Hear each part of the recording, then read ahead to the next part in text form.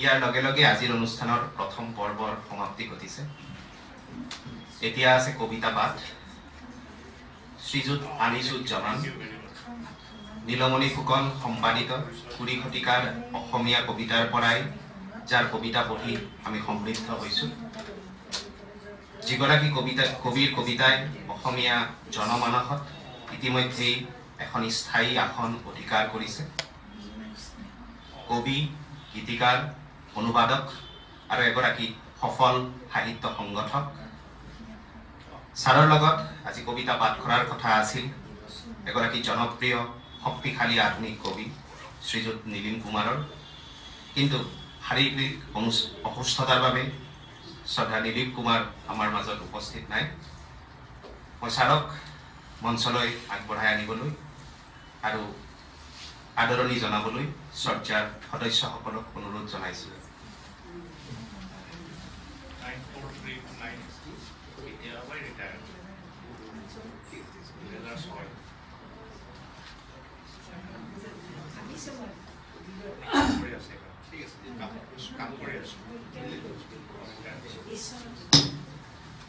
এতিয়া কবিতা পঢ়িব শ্ৰদ্ধাৰ আনিছুজ্জামান ছাৰ।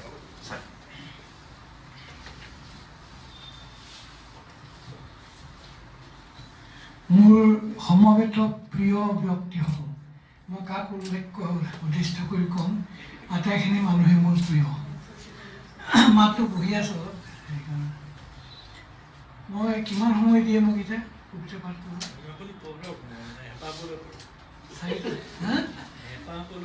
নাই, একো কৰিলে ৰাতিপুৱাই যাব।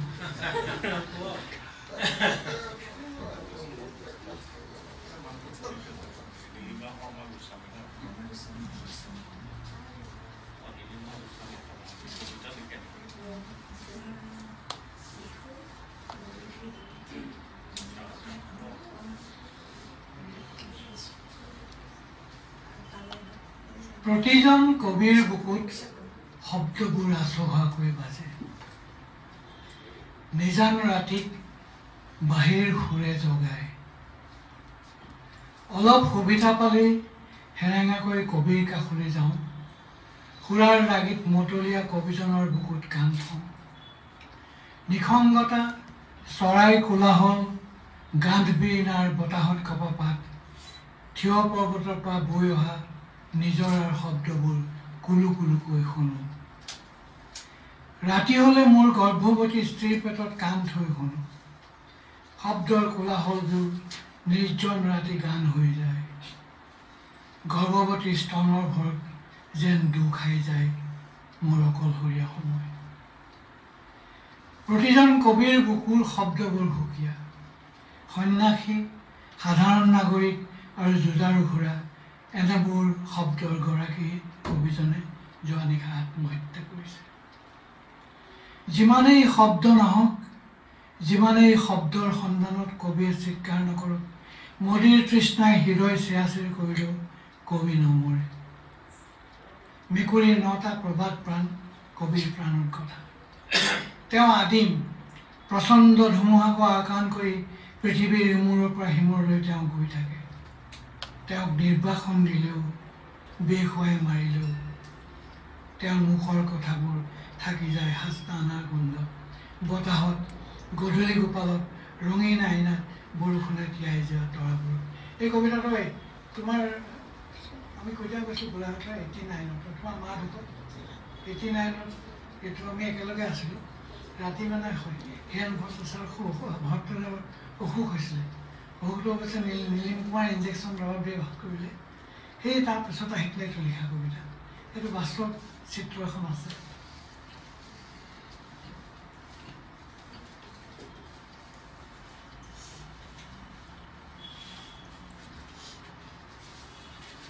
অৰণ্যত জুই। অৰণ্যত জুই জ্বলিছিল। মৌ-মাখিৰ বাঁহটোৰ পৰা সৰি পৰিছিল মৌ। সিহঁতে গুণগুণাই কৈছিল মানুহবোৰ এনেকুৱাই। চৰাইবোৰৰ কোলাহলত উইচিৰিঙাবোৰে সাৰ পাই দেখিছিল জুই। কেঁচা বাঁহবোৰৰ ফাটি যোৱা শব্দত সাপ বেংবোৰৰ ফাটি গৈছিল বুকু। সকলোৱে একেলগে আকৌ কৈছিল মানুহবোৰ এনেকৈ। অৰণ্যৰ জুয়ে মাতি আনিছিল বতাহ, বাহনী খেৰণি ইকৰাণী বননিৰে জুইকুৰা বগাই যাওঁতে ক'ৰবাত কোনোবাই চিঞৰ এটা মাৰিছিল। মৌজাকৰ ৰাণীজনী সিহঁতক সান্ত্বনা দি কৈছিল, তোমালোক আঁতৰলৈ যোৱাগৈ, য'ত মানুহ নাই। মই মোৰ সাম্ৰাজ্য এৰি যাব নোৱাৰোঁ, মোক মৰিবলৈ দিয়া। তোমালোকৰ দুখত দুখী হ'লেও মই নিৰুপায়। তোমালোক যোৱা, ওখ পাহাৰটো সিপাৰে জান এটা আছে, হাত ভৰিবোৰ তাতে ধুই লোৱাগৈ। সাৱধানে যাবা, তাতো হয়তো মানুহ থাকিব পাৰে।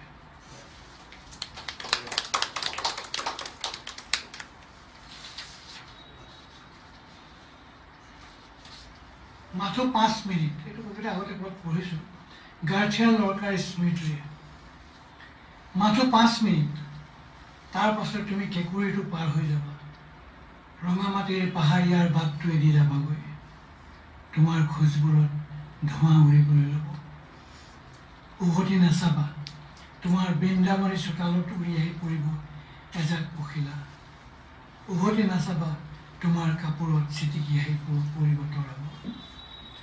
মাথো 5 মিনিট, আকাশখনো হয়তো খহি আহিব পাৰে, বতাহ ৰৈ যাব পাৰে, নৈয়ে সুঁতি সলাব পাৰে, গছবোৰে হাৱলি কথা পাতিব পাৰে, তোমাৰ বুকুৰ মাজৰ বুলবুলিটো উৰি যাব পাৰে। মাথো 5 মিনিট, 5 মিনিটৰ ভিতৰত তোমাৰ পুৰণা হাঁপানী বেমাৰটোৱে উক দিব পাৰে, তোমাৰ দুইখন হাত ছিগি পৰিব পাৰে, নৈৰ ঘাটলৈ ছোৱালীজনী গুণগুণাই আহিব পাৰে, তোমাৰ উশাহত মনবোৰ নাচি উঠিব পাৰে, বাহনীখনৰ মাজৰ পৰা অচিন মাত এটা বাগৰি আহিব পাৰে, তোমাৰ ওঠ দুটা কঁপিবও পাৰে। 5 মিনিটত বজাৰত বহুত বেচা কিনা হয়। 5 মিনিটত উৰাজাহাজখনে দিগন্ত চুই গৈ। 5 মিনিটত ৰেলৰ উকিটো শেষ হয়, নাওখনে গৈ সিপাৰ লাগে। মাথো 5 মিনিট। মাথো 5 মিনিট এটা বিশেষ সময়, তোমাৰ ভবা আৰু লেখাৰ সময়, তুমি গান গোৱা আৰু শুনাৰ সময়, শব্দই কোঢ়াল কৰি তোমাক জগাই দিয়াৰ সময়। মাথো 5 মিনিট।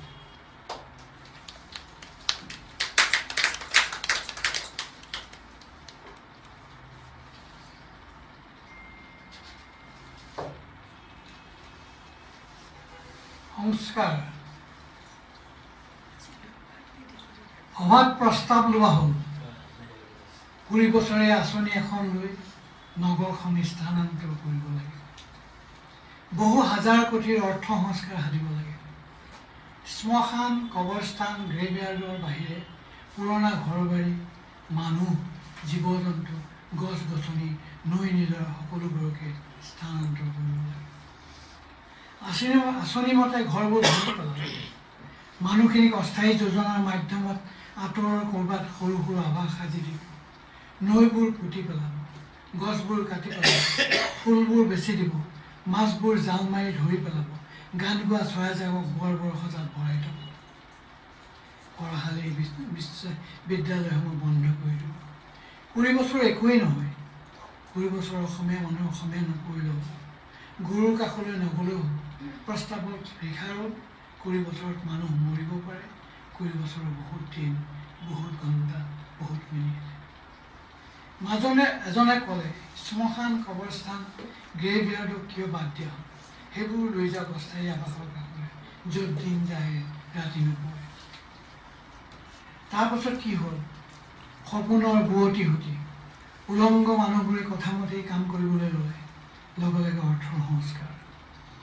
সেউজীয়া হাবিখন নাইকিয়া হ'ল, পুৰণা ঘৰবোৰ হেৰাই গ'ল, গান গোৱা চৰাইজাক উৰি গুচি গ'ল, ৰঙীন পখিলাবোৰ নাইকিয়া হ'ল, মন্দিৰ, মছজিদ, গীৰ্জা, নামঘৰ সকলোবোৰ ভাঙি চুৰমাৰ কৰা হ'ল, কেৱল ৰঙা মাটিৰ এখন খেল সৈতে। আৰু প্ৰস্তাৱেৰে কাম কৰা হ'ল, আৰু অৰ্থৰ সংস্কাৰ। নতুন নতুন আকাশ চুব পৰা ঘৰ হ'ল, কোনেও কাৰো ভাষা নুবুজা মানুহেৰে ভৰি পৰিল ঘৰবোৰ, দীঘল দীঘল পকী নৰ্দমা হ'ল, ফুল ফল নধৰা গছবোৰ ৰোৱা হ'ল, সৰু সৰু সজাত ৰং বিৰঙৰ চৰাই আনি মেলি দিয়া হ'ল, পূৰ্বৰ মানুহখিনিৰ অচিনাকি বহু স্কুল কলেজ হ'ল, যান বাহন হ'ল, মাত কথাবোৰৰ সলনি হ'ল। এজাৰ নিজাৰ পৰি গছত পৰি গান গাই থকা মাছৰোকাটো ক'ৰবালৈ উৰি গৈছে।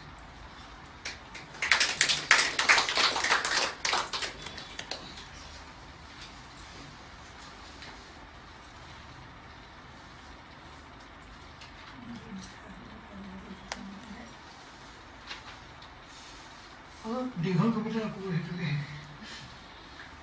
পাবলো নেৰুদাৰ সমৰণত। এই শব্দবোৰৰ মাজতে মোৰ প্ৰাণ, সিহঁতে ফুচফুচাই ওপৰলৈ তললৈ, আগলৈ পিছলৈ, পূবলৈ পশ্চিমলৈ ক্ৰমে অহা যোৱা কৰে। কেতিয়াবা আন্ধাৰত, কেতিয়াবা জোনাকত, কেতেকী ফুলত, শিল যেন কঠিন গৰমত, কুহুমীয়া শীতত লীলা কৰে। প্ৰেম বিৰহত জন্ম মৃত্যুত বৰটোক ফুটা দি ফুটে, আকৌ যেন হালধীয়া পাত হৈ সৰে, ভঙা আইনাৰ দৰে খচমচ কৰে শুকান পাতবোৰ। ৰাতি হ'লে শিঙাল মহটোৰ দৰে খেদি আহে, গধূলি গোপালৰ কোমল পাহিৰ দৰে গালখন চুই যায়। কাণত ৰঙা ৰং সানি বহাগৰ বৰষুণ জাকত নাচি জঁপিয়াই পৰা পুঠি মাছবোৰৰ দৰে চিটিকি পৰে। কেতিয়াবা মনৰ মাজত মইনা হৈ মাতে, কেতিয়াবা ৰেলগাড়ী ৰুকি হৈ পাৰ হৈ যায়। শীতৰ দুপৰীয়াৰ আগত জ্বলি থকা মুকুতাৰ দৰে জিলিকে, কেতিয়াবা অশান্ত ডেকাৰ কাৰ্টিজ হৈ ফুটে। ভ্ৰমণ কৰে দেখে দেখে, বহাগৰ বৰদৈ চিলা হৈ উৰে, শাল গছবোৰৰ মাজে মাজে ফুৰে, ঝাওবনৰ মাজত জিৰণি লয়, অকলশৰে চিঞৰা হৰিণাটোৰ মাজত হেৰায়। দীঘল লুইতখন পাৰি দি যায়, শব্দবোৰ স্বচ্ছ পানীৰ নাচি থকা মাছ, জোপোহাটোৰ পৰা উৰি অহা হেতু লুকা, পৰ্বতৰ জুইত মন জোৰাই গা ধোৱা নাগিনী ছোৱালী, খৰাং পথাৰৰ সোঁমাজত থিয় হৈ থকা বুঢ়া আঁতৰি, জোনাকী কাৰেঙৰ লিগিৰি খৰখেদা খোজ। ক্ৰমে উজনিলৈ, ক্ৰমে নামনিলৈ অহা যোৱা কৰি থাকে। গৰমৰ চোতালখনত পাতি লৈ বহা আইতাৰ সাধুকতাৰ ক্লান্তি হৈ পৰে। ৰিং মৰা ডেকাৰ শব্দহীন হাঁহি হৈ পৰে। এই শব্দবোৰতে উশাহ লওঁ, ভাবোঁ, গা ধুওঁ, বাগৰ সলাওঁ, হাবিয়াস কৰোঁ। প্ৰেম প্ৰেম বুলি জগত বিচাৰি হুমুনিয়াহ কৰোঁ। ইহকাল পৰকাল একোকে নাভাবি অনন্তত বিচাৰোঁ। গধূলি আকাশত উৰি যোৱা চৰাইজোপাৰ মাজতো সিহঁতক পাওঁ। কি যে অদ্ভুত এই শব্দবোৰ, সিহঁতক ভাঙি চিঙি চুৰমাৰ কৰিলে শাৰী পাতি আহে, ফালি চিৰাচিৰি কৰিলেও কাষ চাপি আহে, দূৰলৈ দলিয়াই দিলেও জুম বান্ধি আহে আৰু তোলপাৰ কৰি দিয়ে হৃদয়। চোকা তৰোৱাল লৈ খেদি দিলেও গা চাপি আহে, মখমলৰ কাপোৰ পিন্ধাই কবৰত থৈ আহিলেও উভতি ঘৰ পাৰি, সোণৰ পখিলা সজাই ৰিহাত গুজি দিলেও খহি পৰে, পাহাৰৰ শিখৰত থৈ আহিলেও নাথাকে, কাগজৰ নাও কৰি বোৱতী পানীত উটাই দিলেও পশ্চিমৰ বতাহত কাষ পায়, গৰু গাড়ী টিলিঙাত বান্ধিলেও নাথাকে, জলফাই মোনাত ভৰাই ঘোঁৰাৰ জিনত বান্ধি দিলেও গুচি আহে, সাগৰতলীৰ শংখৰ মাজতো নাথাকে,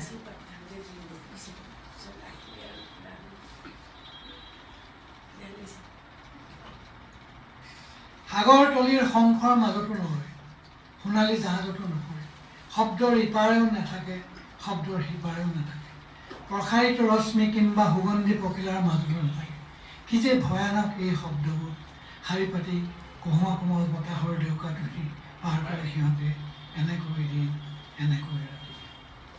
সিহঁতে অবুজ খাৰটোৰ দৰে বিচাৰি ফুৰে অহৰহ কাৰোবাৰ প্ৰাচীন ৰাগী, আঙুলিৰ মুদ্ৰাৰে বিচাৰে নাৰীৰ কোমলতা, ভোমোৰা হৈ চুহি ফুৰে মুখ।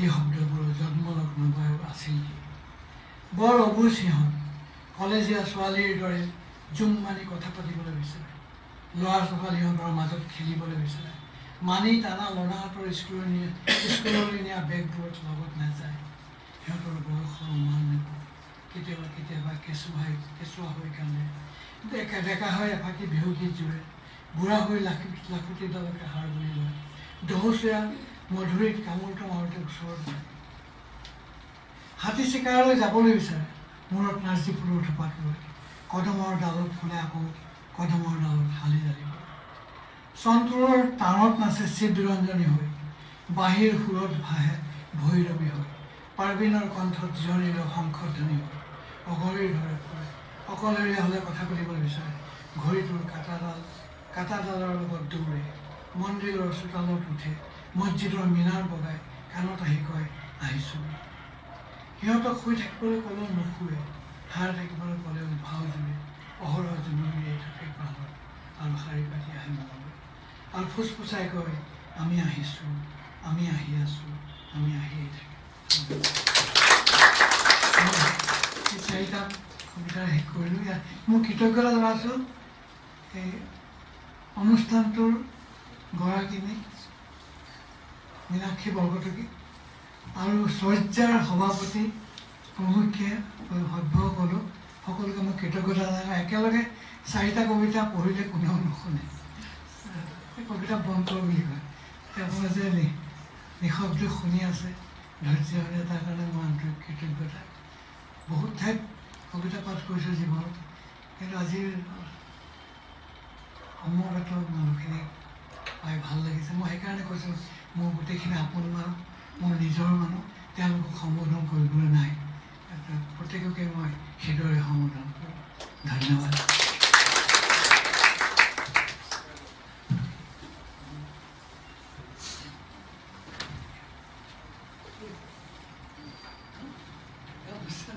ধন্যবাদ।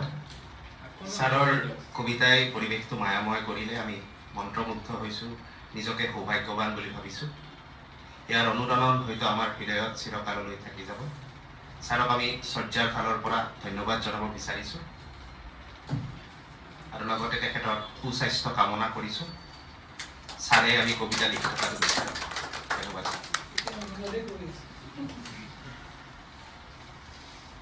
শ্ৰদ্ধাৰ নীলিম কুমাৰৰ অনুপস্থিতিত তেখেতৰ দুটি কবিতা পাঠ কৰিব শয্যাৰ সদস্য আমাৰ অগ্ৰজ শ্ৰী কুশল দত্তই।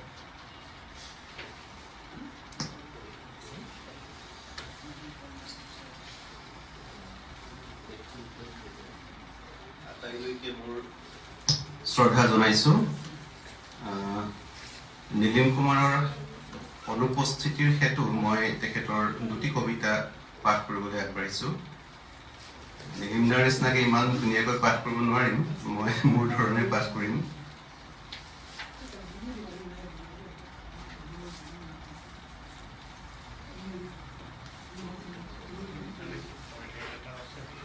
মই নীলিমদাৰ মোৰ এটি প্ৰিয় সংকলন আত্মগাথাৰ পৰা দুটি কবিতা পাঠ কৰিবলৈ বিচাৰিছোঁ। প্ৰথম কবিতাটোৰ শিৰোনাম গাড়ীৰ মাতৃ। এখন গাড়ীয়ে উমনি দিছে লোহা কল কব্জা ধাতু পেট্ৰল আৰু মবিলৰ এটা স্তূপ। টায়াৰৰ চাৰিখন ঠেং আৰু লোৰ কৰমনেৰে আলফুলকৈ চেপি ধৰিছে তাই সেই লৌহময় স্তূপটো। তাইৰ হেতা হেডলাইট দুটাত জিলিকি উঠিছে এক অৰ্বাচীন পোহৰ। তাইৰ জান্তক উমনিত লাহে লাহে উষ্ণ হৈ উঠিছে সেই স্তূপটো। ঠন ধৰি উঠিছে স্প্ৰিংবোৰ। কল কব্জা কাঁচ ধাতুৰ কঠিনতা আৰু কঁপি উঠিছে কণমানি এখন গাড়ীৰ শৰীৰ ৰিণিকি ৰিণিকি।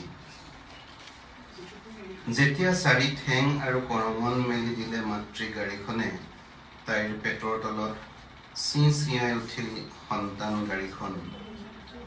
কলা ধোঁৱাৰ নিশ্বাস এৰিলে, পিৰিক পাৰাক কৰিলে দুচকুৰ লাইট আৰু কেঁকাই কেঁকাই আগুৱাই গ'ল দুখোজ। এইমাত্ৰ উপজা গাড়ীখন কস্তুৰী মৃগৰ দৰে নিজৰে শৰীৰৰ পেট্ৰল গোন্ধত ঘূৰিলে এপাক। তাৰ পাছত মাকৰ পিছে পিছে পিছ দিয়া ৰাজালিৰে চুচুক চামাককৈ আগবাঢ়ি গ'ল সদ্যজাত অবোধ গাড়ীখন, যাক এটা দুৰ্ভাৱনাৰ চাৰিআলিত এৰি মাক নিজে গুচি যাব এক নিৰাপদ গেৰেজৰ ছাঁলৈ। দ্বিতীয়টো কবিতাৰ শিৰোনাম স্তম্ভৰ পিতৃ। মই কবিতা দুটা নিৰ্বাচন কৰিছোঁ কেৱল দৈৰ্ঘ্য অকণমান চমু কবিতা হিচাপে, নহ'লে ইয়াতে বহুত দীঘল দীঘল কবিতা আছে আচলতে। স্তম্ভৰ পিতৃ। এটা স্তম্ভৰ মই পিতৃ হম এটা প্ৰেমৰ কাহিনীৰ কেঁকুৰিত ধূসৰ উচ্চতাত মূৰ তুলি ৰৈ থাকিব সেই স্তম্ভ স্তম্ভৰ সৰু চেপেটা নাকটোৱে ঘাঁহবোৰক মুহিব চুলিত খেলিবলৈ আহিব কোমল দেউকাৰ চৰাইবিলাক আৰু স্তম্ভটো টোপনি যাব জোনৰ পোহৰত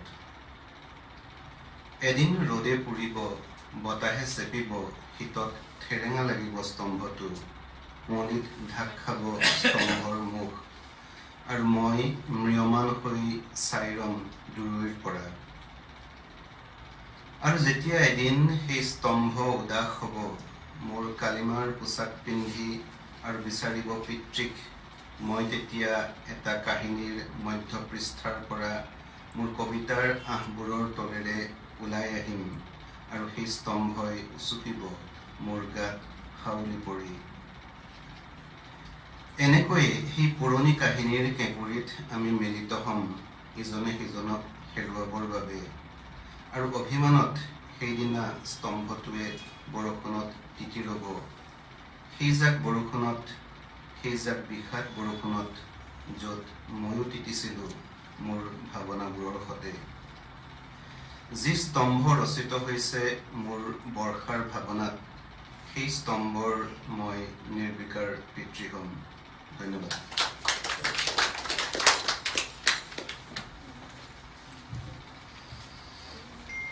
ধন্যবাদ কুশলদা ইয়াৰ লগতে আজিৰ অনুষ্ঠানৰ দ্বিতীয় পৰ্বৰো সমাপ্তি ঘটিছে লাহে লাহে মুনিম বৰকটকী স্মাৰক ন্যাস আৰু চৰ্যাৰ উদ্যোগত আয়োজিত আজিৰ এই কবিতাৰ ইখান নৈৰিত অনুষ্ঠানৰ আমি অন্তিমত উপনীত হৈছোঁ এতিয়া আছে শলাগৰ শৰাই আগবঢ়াব চৰ্যাৰ উপসভাপতি শ্ৰীযুত ৰাজীৱ বৰুৱাই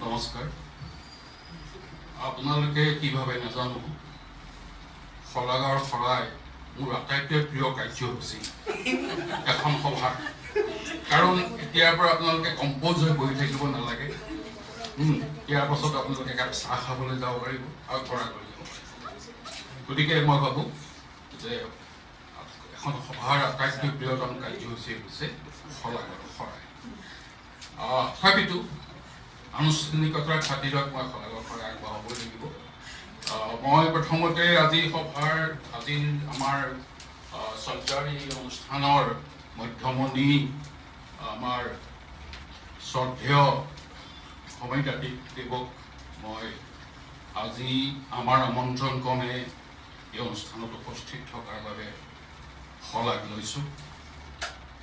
লৈছোঁ সমীৰ তাঁতীৰ কবি সমীৰ তাঁতীৰ পৰা কথা তেখেতে কেনেকৈ অনুপ্ৰেৰণা পালে তেখেতৰ কবিতাৰ বিষয়ে যিখিনি কথা আমি জানিব লাগে সেইখিনি কথা উন্মোচন কৰাৰ বাবে মই মোৰ এসময়ৰ সহকৰ্মী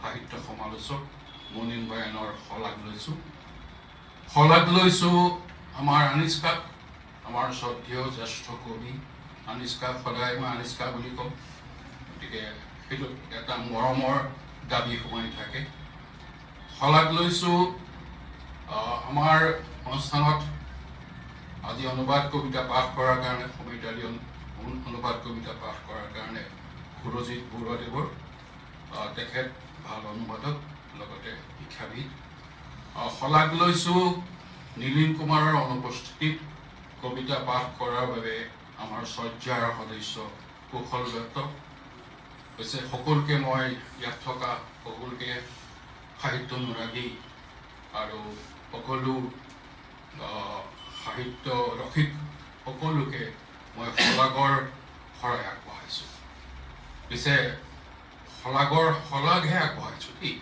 শৰাইখন মই ৰাখি থৈছোঁ কাৰণ ইয়াৰ বাবে আকৌ পাছলৈ আমি আৰু আদৰিব লাগিব বহু অতিথি গতিকে শৰাইখন ৰাখি থলোঁ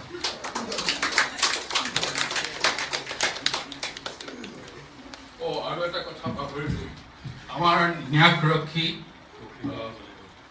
আমাৰ আজি অনুষ্ঠানৰ আগধৰোতা কৌশিক বিশ্বাস কবি তৰুণ কবি তেওঁক ধন্যবাদ জনাইছোঁ আমাৰ মনিন বৰকটকী ট্ৰাষ্টৰ ন্যাসৰক্ষী ডক্টৰ মীনাক্ষী বৰকটকীক ধন্যবাদ নজনাই নোৱাৰিলোঁ ধন্যবাদ কৃতজ্ঞতা অশেষ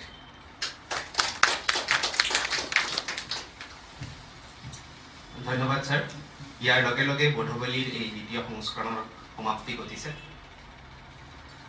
অনিচ্ছাকৃত ভুল ত্ৰুটিৰ বাবে আটাইৰ ওচৰত ক্ষমা প্ৰাৰ্থনা কৰিছোঁ আটাইলৈ আকৌ এবাৰ ৰঙৰ উৎসৱ ফাকুৱাৰ ওলগ আৰু শুভেচ্ছা জনাইছোঁ সকলোৰে মনবোৰ ৰঙিয়াল হওক ধন্যবাদ শুভৰাত্ৰি